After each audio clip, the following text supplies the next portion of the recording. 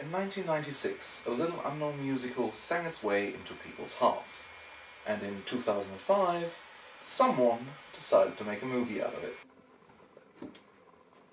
Hi! That was me about a year ago. 11 months.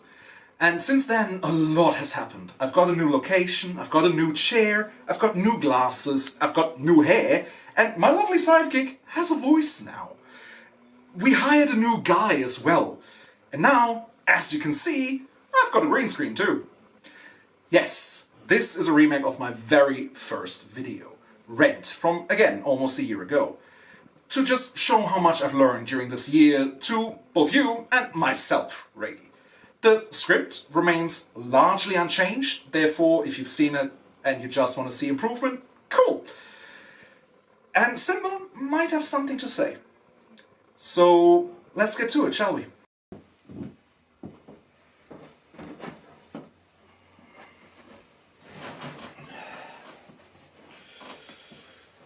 So, in 1996, a little unknown musical sang its way into people's hearts.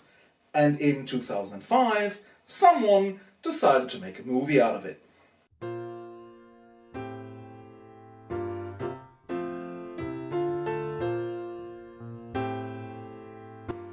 Today, we are watching Rent.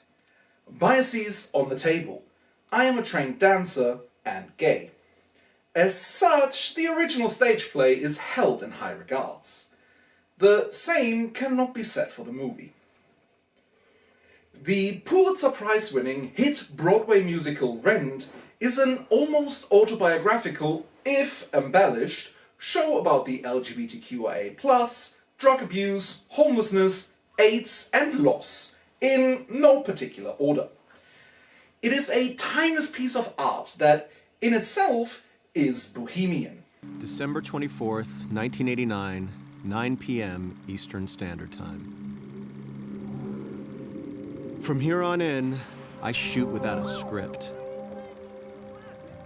See if anything comes of it, instead of my old shit. For the sake of talking about the movie, I will be pretending that I don't know the story nor its characters. See if the movie works on its own merit. Hey!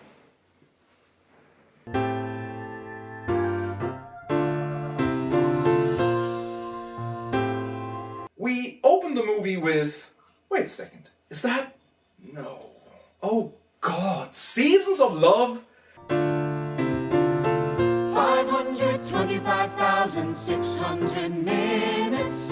You can't open the musical like that. It undermines the point. It's a celebration of life. Taking life one moment at a time.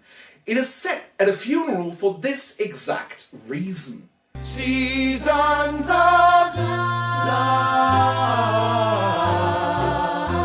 Actually, now that I think about it, the movie holding its own funeral, telling the audience just what kind of shit they're about to see, is kind of hilarious. Written by the late Jonathan Larson, directed by, oh Jesus Christ, Chris Columbus. You did Home Alone and The Goonies. You can do better than this. And mostly acted by the Broadway cast, who clearly weren't listened to and who had no idea where the editing was gonna go. Otherwise, they would not be smiling like that.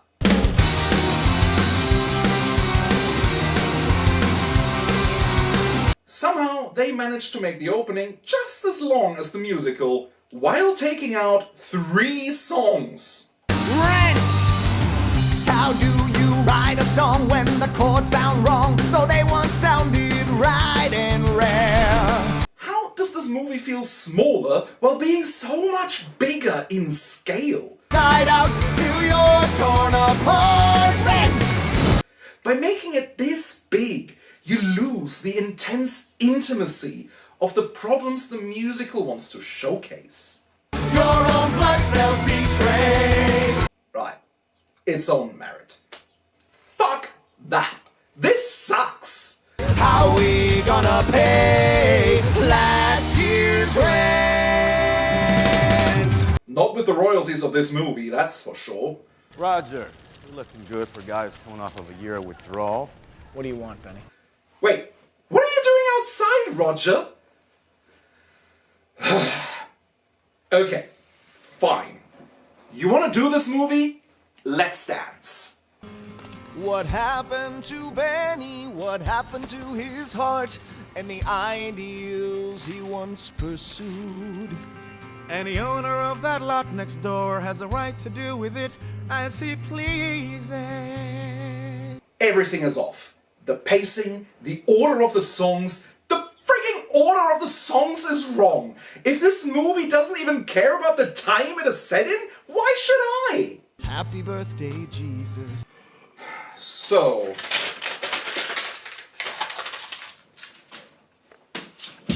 December 24th, 2025, 9 p.m. Eastern Standard Time. From here on in, I shoot without a script. See if anything comes of it, instead of my old shit. You want to produce films and write songs, you need somewhere to do it. It's what we used to dream about. Think twice before you poo-poo it. Rent the movie actually hates the musical. Oh, and the gays. And the homeless.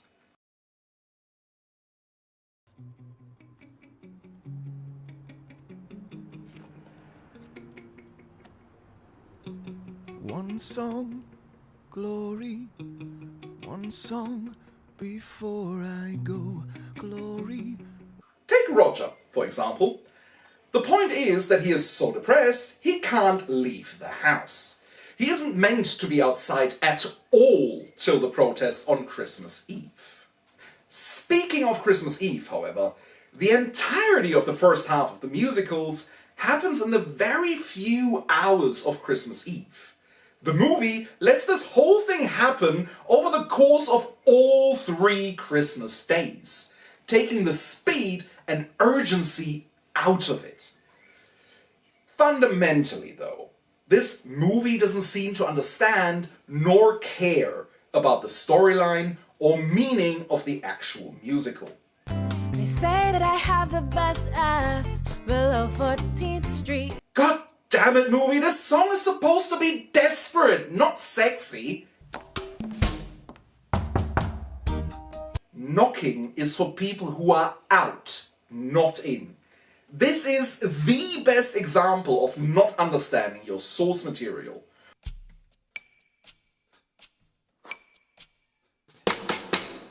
The stage production has no choice but to have a knock due to the limitations of the set.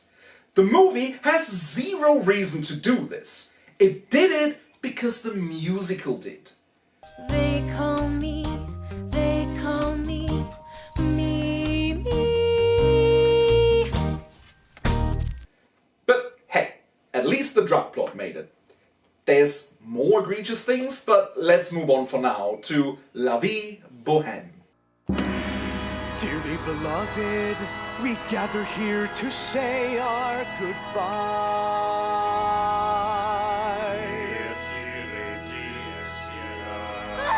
La Vie Bohème, a classic of musical theatre, an ode to theatre and the arts. It showcases wonderfully how the artist and the art work together and how one meets the other, which is a nice metaphor for everybody's friendship. So, how does the movie fuck it up? Dearly beloved, we gather here to say our goodbye.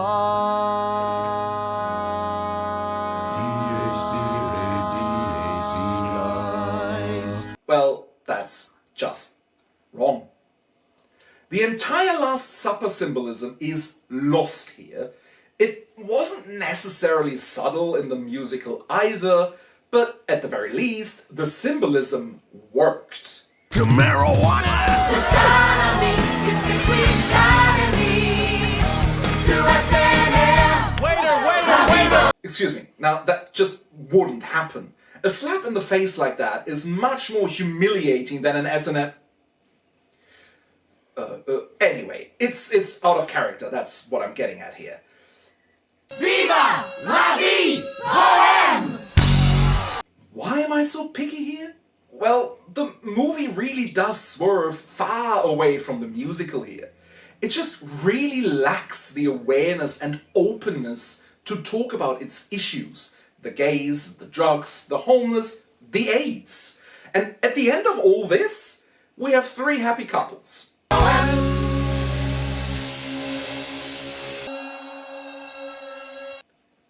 And Mark. Which is wrong. Are we packed? Yes, and by next week, I want you to be. Pookie. But it is set up this way for a reason. A reason I'll get into later. And this is where we get to the intermission. Dance break! Let's put 10 minutes on the clock here, as well as the musical up there and the movie down there. Let's look at the choreography and performance of some of the songs. Most are perfectly fine in comparison, but some stand out, and I want to talk about those. Anyway, let's do the hits first. Today for You. Great song, one of my personal favorites. And the movie does it perfectly well.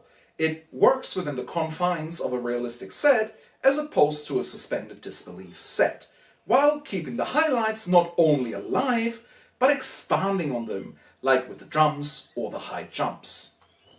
Next up, we have What You Want. It takes the movie about 2 hours to finally understand what an enlarged scale can do, if used properly and correctly. The stage production, no matter how great it is, just cannot compete with the size and scale of travel that the movie is allowing us to experience in such a short time. Seeing both Mark and Roger actually go about their time instead of a musical interpretation of it. It's a nice change. It comes with a couple of weird moments, like Mark quitting his job at Buzzline by shouting it from the rooftops instead of into a phone. But that's okay. I quit! And when you're dying in America at the start of the millennium. Yeah, it's been 20 years since this movie and 30 years since the musical. And nothing changed. Jesus Christ. And in what is the uncontested best, so good you need to find a clip right now, the movie is almost worth watching just for this clip alone. Scene. Over the Moon. This scene is perfect. It does what the movie should have strived for the entire time. It takes the balls to the walls crazy that is this beat poem by Maureen, and dissects every little aspect of it and makes it into its own visible, tangible, and feelable object. Her face being on the screens, singing along, the stage being a lovely nod to the original stage design, it confines itself to a stage while allowing the camera not to be, giving us this amazing shot. I'm over the... No, too easy. Seriously though, go look the scene up if you haven't seen it. It's worth it. Not everything can be a glowing recommendation though, so let me run you through 3 misses and a catastrophe. First, we have One Song Glory, an absolutely abysmal change to the overall narrative that really highlights how little respect the source material was actually given. We are shown how Roger and April, his dead girlfriend, get their diagnosis in the hospital together. The musical explicitly tells us that April left a note explaining they have AIDS and then ends things drastically. Those are very different circumstances, but it also goes against what the musical is trying here. April is Roger's ghost, the thing that won't let him move on, the fear, the desperation personified. We aren't supposed to know what she looks like, because she's always with Roger, at least this early on. Out tonight, and by extension, another day. Give me a bit, it'll make sense. There is so much to go into here that I don't even know where to begin. Actually, I do know. Why is the strip club open on Christmas Day? Who on earth runs through the streets of New York at night, alone, singing and screaming like that? As a woman, no less. Who uses the fire escape to get to their floor? But I digress. In the musical, she's doing this entire song on Roger's fire escape, making his reaction with "another day" more than understandable. Here, he just comes across as a huge ass. She's been dancing on his fire escape for, what, 30 seconds? And he flips his shit. Frankly, most guys I know dream of having the person they're attracted to dancing invitingly on their fire escape. It's also another hint of not taking your own material's timing serious. This happens during the Tango Marine, just after Today For You, time-wise, just an hour or so before the protest. Instead, hours have passed and a whole other day will be passing before the protest. Next up, I Should Tell You. Have you noticed how all these songs relate to Roger and Mimi? Yeah, the movie is making them a much bigger thing than the musical ever did. To the point that they're the only ones on the poster. A hugely important song with a hugely important stage performance. The fact that it happens in the restaurant, where everybody could overhear, is the whole point of this. They're being open and vulnerable in a booth not too far away. You know, like we all did when we were friends back in the day, visibly so nobody would worry. And then they leave, only to be mentioned again at the end of La Vie Bohème. The movie has them exit the entire scene, do their bit outside in the freezing cold of New York at Christmas, and then has them enter again so that they could all finish La Vie Bohème together. The catastrophe, however, is the Tango Marine. An absolute mess of a choreography and a testament to how little anyone creatively involved actually understood and cared about doing this movie justice. And I will tell you exactly why, but let's do this bit by bit, second by ever so painful second. First, we need to talk about how important it is that this song comes after You'll See. Mark makes the conscious decision to say, "F off, Benny, I've got a protest to save." In the movie, that's not even a choice he can make yet. In the musical, Benny approaches them when he thinks they're at rock bottom, but they are not. In the movie, they are. This forces the movie to find a different reason for saving the production, and they opt for a "still love her" thing. I mean, hey, that means they can make a joke about being dumped for a girl at least. This, in turn, brings a different emotional vibe to the actual meeting, as now it's meeting the ex you're jealous of.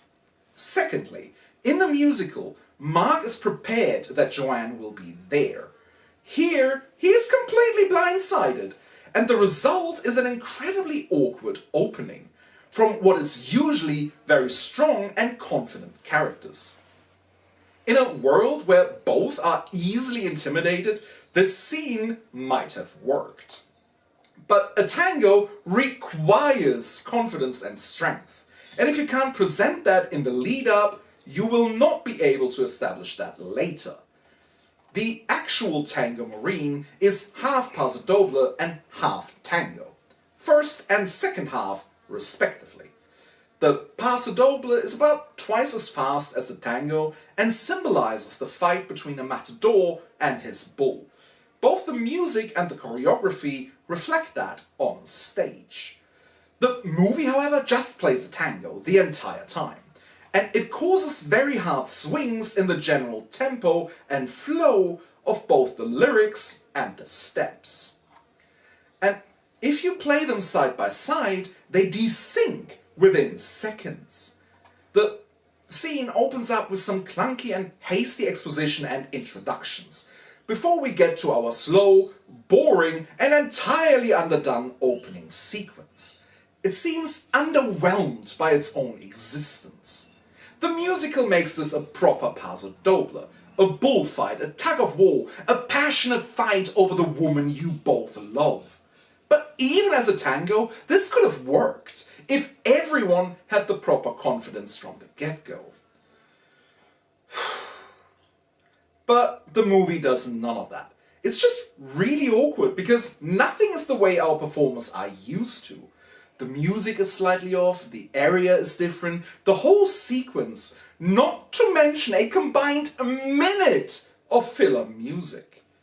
When the movie actually has them dance together, it is initially really good. Just them leading back and forth, fighting for the dominance, just like in the musical.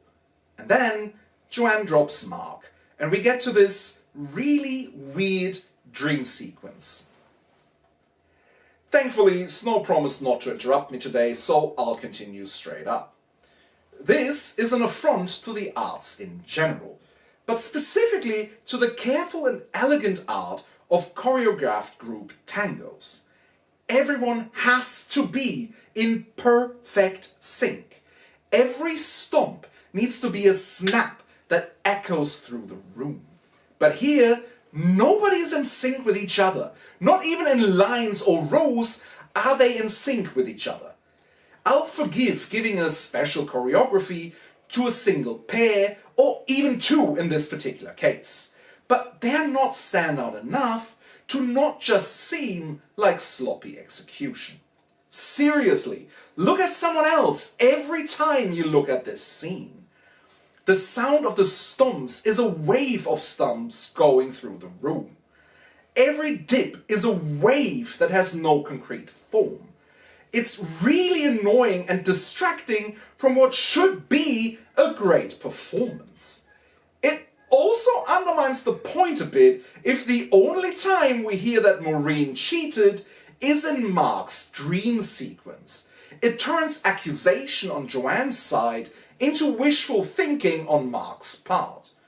But mostly, this is the movie's excuse to straightwash Joanne some more, by putting her in an admittedly stunning dress that musical Joanne would never in a million years buy in a shop, or let alone wear to an event. Hell, the musical specifies that she has to be asked not to wear Doc Martens, but heels. One thing I should mention. The biggest issues between the choreographies isn't actually the choreographies. Well, mostly. But the physical and emotional closeness, as well as the genuine love, affection and care they all have for each other, regardless of their backgrounds, ethnicities, baggages or sexualities. That is the point of the whole musical, for crying out loud. And now, back to your regularly scheduled programming. You're not gonna get a better deal than that. We'll take it. In a huge departure from the musical, Mark is only nervous about selling out, not disgusted and only begrudgingly doing it. This is an important character deviation that, once again, I'm going to have to go into later. Without you, the breeze warms. Girl, the tides change. The boys run. It's taking out really important nods to earlier songs that make this such a poignant moment. The movie decides to go ahead and just cut out huge chunks of the story.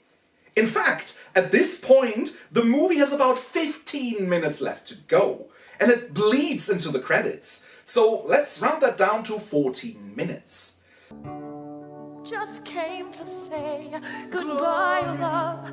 Goodbye, love. Came to say goodbye, love. It does this by cutting out the rest of Goodbye Love. How did we get here? How the hell? Pan left, close on the steeple of the church. Having entirely erased Halloween in the scene prior. Don't you worry about him. Hey, I'll take care of it. Must be nice to have money. No shit. I think it only fair to tell you, you just paid for the funeral of the person who killed your dog. I know. I always hated that dog. Let's pay him off and then get drunk. I can't. I have a meeting. Punk. Entirely erasing a main character who had an arc left to finish. Who are you to tell me what I know and what to do? A friend. But who, Mark, are you? The near fallout between Mark and Roger. Alive. Perhaps it's because I'm the one of us to survive. A poor baby. The spelling out of what's at stake. Goodbye, love. Goodbye, love. Came to say goodbye, love. Goodbye. And by God, I cannot overstate how important these songs are at this point in the musical. And the movie just skips it. For now, I want to move on to how and why the movie hates the gay people so much. Because it's really egregious. What's his name? Joanne.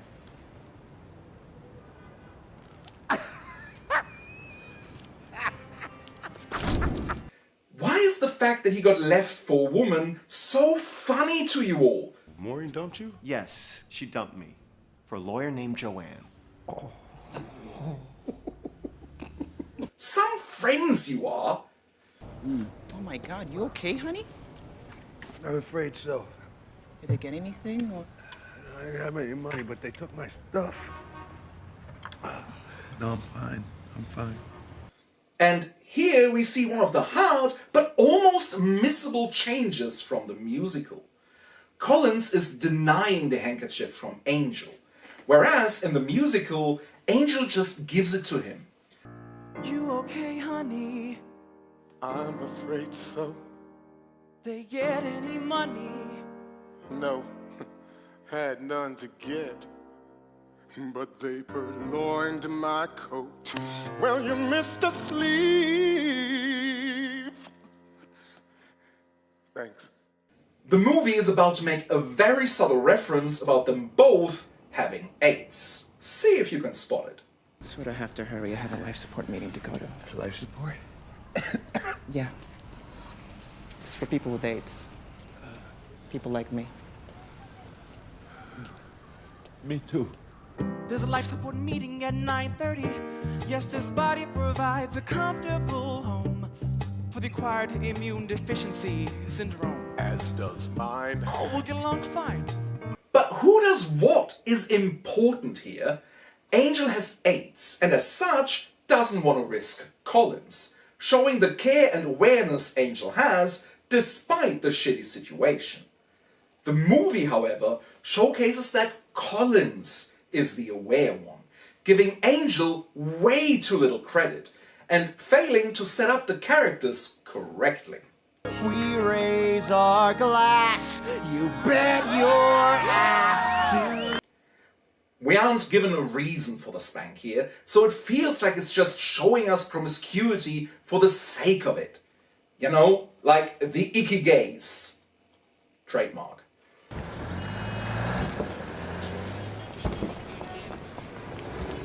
Congratulations. Sold my soul.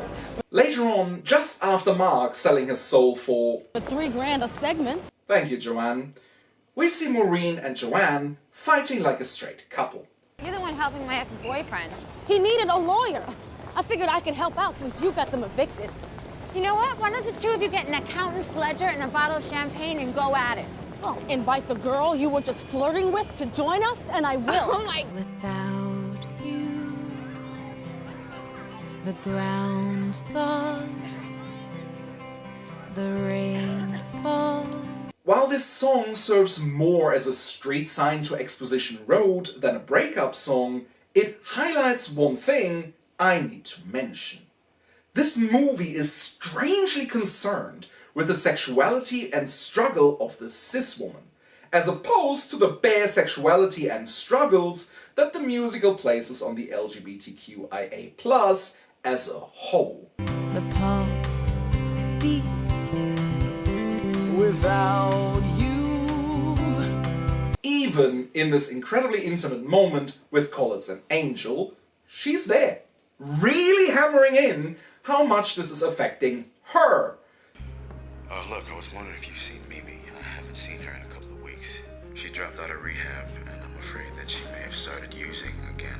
In an effort to pad the runtime, they inserted a montage about Mimi and how she's been missing. And I spoke to a friend of Mimi's who said that she saw her about 3 weeks ago. She hasn't picked up her AZT in a while. But she said she's been living on the street. Living on the street. And skipping 2 songs in the process.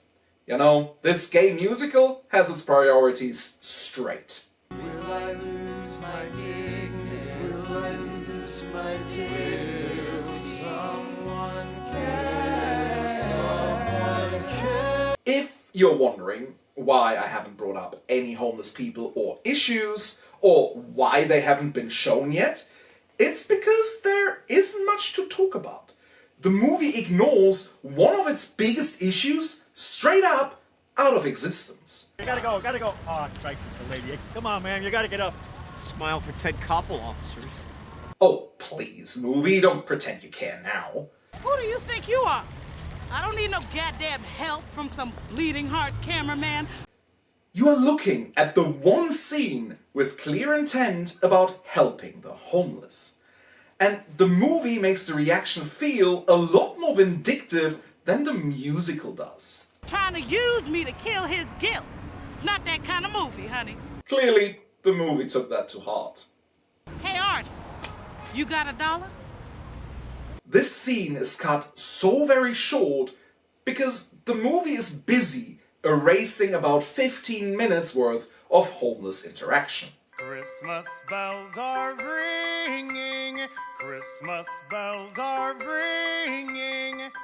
Will I lose my dignity? Will I lose my dignity? Will someone care? Someone care? The musical has so many moments by, for, and with the homeless. It's a really important thing. Christmas bells are ringing. Christmas bells are ringing.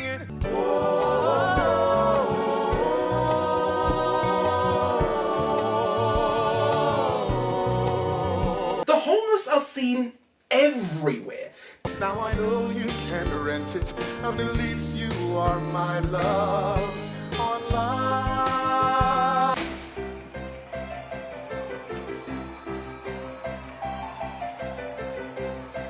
They fill every dance, every scene, every quiet moment.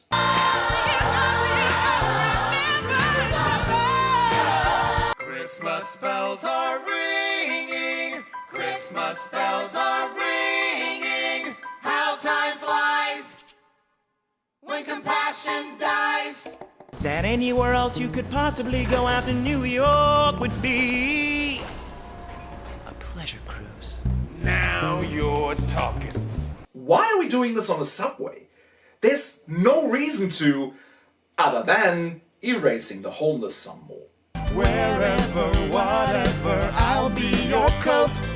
You'll be my king. Out on the street, in the daylight, buying from street vendors. More homeless erasure. Yeah. Good lord, even when they do show the homeless, they cover them up. Oh, lover, I'll cover you. And the movie then proceeds to full-on skip the next 2 songs, totaling 8 minutes, in favor of 1 minute and 45 seconds of boring exposition and lingering. Oh, and say it with me now, homeless erasure.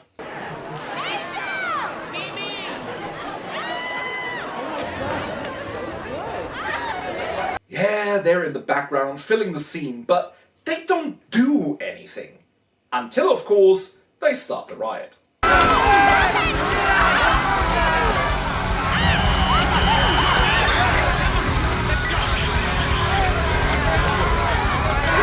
go of him!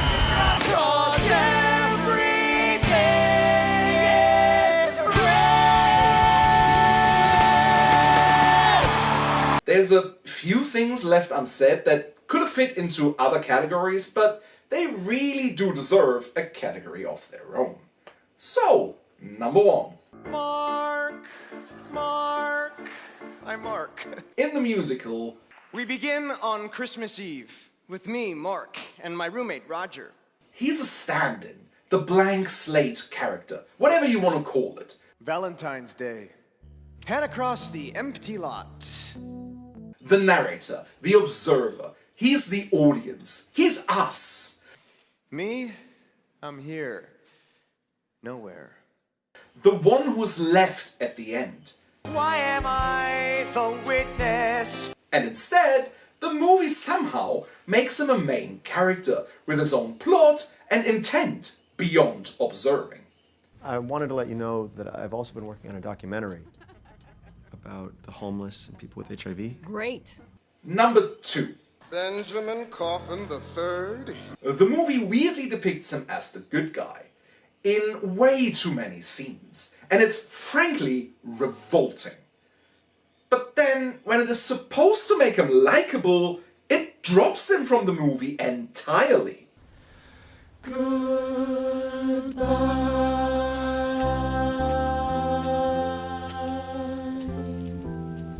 And number 3.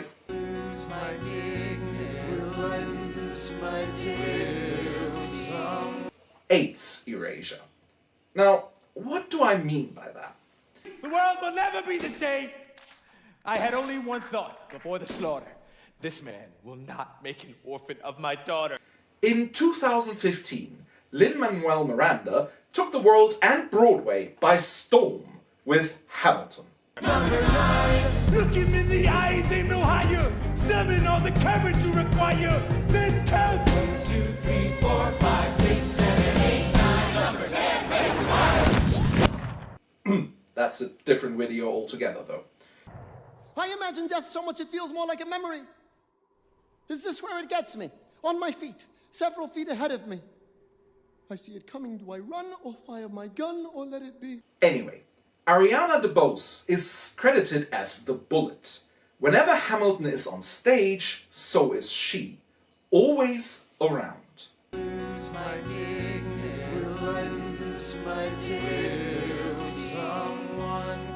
Gwen Stewart is the gloom and darkness that AIDS brings into your life.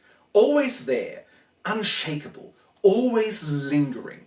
Even on the best of days, your time is running out. That's what she symbolizes. The fact that she's also a homeless person is a bonus, because that meant the movie could erase 2 for 1. 525,000 attorneys to play. Like in the aforementioned Seasons of Love.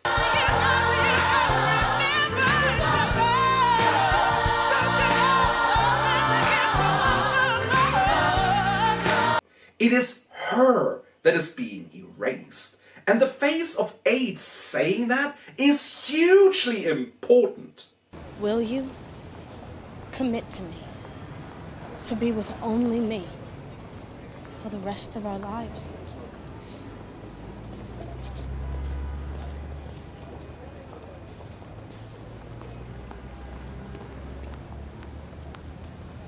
I will. I do. The real Mark would be happy for his friends. He would never say shit like this. This can't be happening.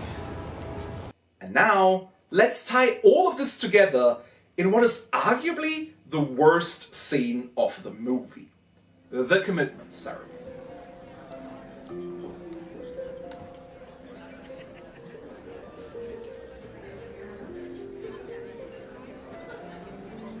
This whole scene is a mess from start to finish. It is replacing Contact. Take me, yeah, take me to save for you tomorrow for me. A song about frivolous sex.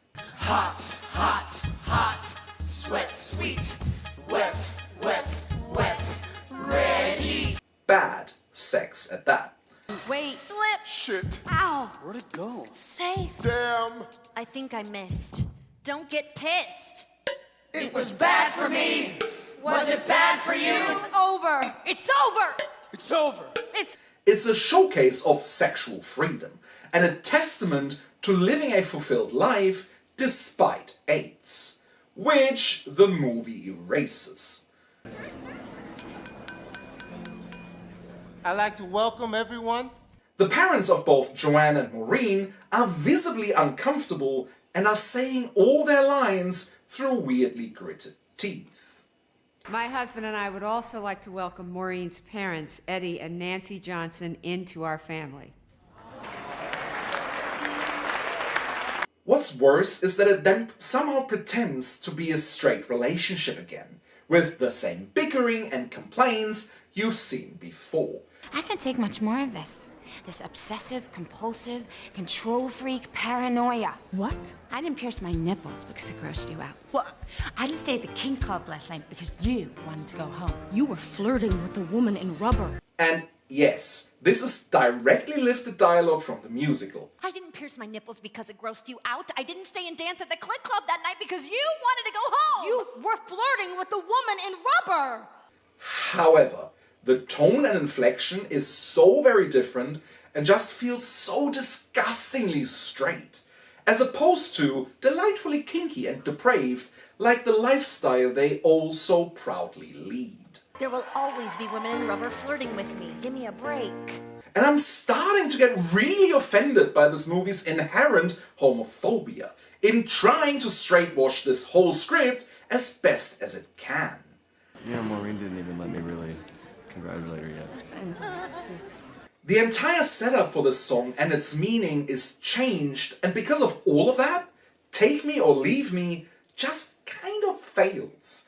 It doesn't work as a passion-fueled rage, and more like a defense a straight guy would utter after being caught cheating. There will always be women in rubber flirting with me. Give me a break. The movie also makes it clear that Joanne is overreacting, whereas in the musical, her jealousy and anger are more than a little justified. She cheated. She cheated. Maureen cheated. Fucking cheated. I'm defeated. I should give up right now. While we are here, this is literally the happiest footage you'll ever see of Roger and Mimi. The musical never shows them this happy. Would everyone please? In fact, the fact that they have nothing but constant struggle because of their respective baggages is brought up in song 5 times. Maybe now you two can get back together. Oh, come on, movie! Will I lose my dignity?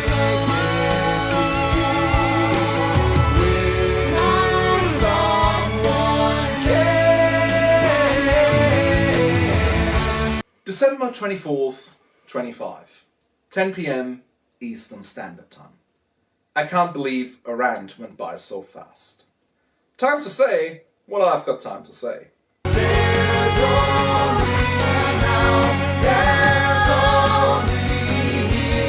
The movie is a weird showcase of a director and editor fundamentally not understanding the source material and insisting on not listening to anyone who made the original stage production so great.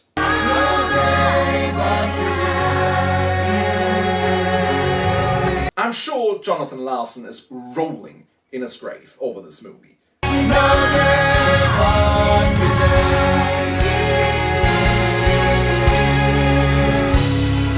As you can see, a whole review got scrapped in favor of this rant. But that all being said, No day but today.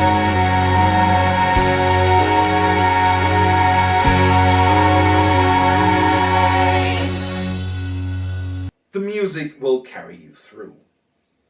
Leave a comment telling me about your experiences with Rent. Leave a like if you'd like. And subscribe to see more. Thank you for watching.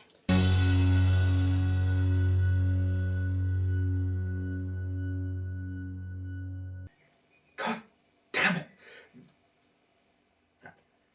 Why am I so picky here? Well, the movie really doesn't swerve. Fuck it. The movie is about to make up. No, just gives it to him. Yeah, cool. But who does what is important here. Angel has AIDS and as such doesn't want to risk Collins. Showing care and awareness ain't... Damn it. But who does what is important now? In an effort to pad the runtime. No. Number 2. The movie weirdly depicts Benny as the good guy. In a way... No. Anyway. Ariana DeBose is Anyway. Ariana DeBose... DeBose? God damn it. In fact, the fact that they have nothing but constant struggle because of their For the sake of talking about this movie, I will...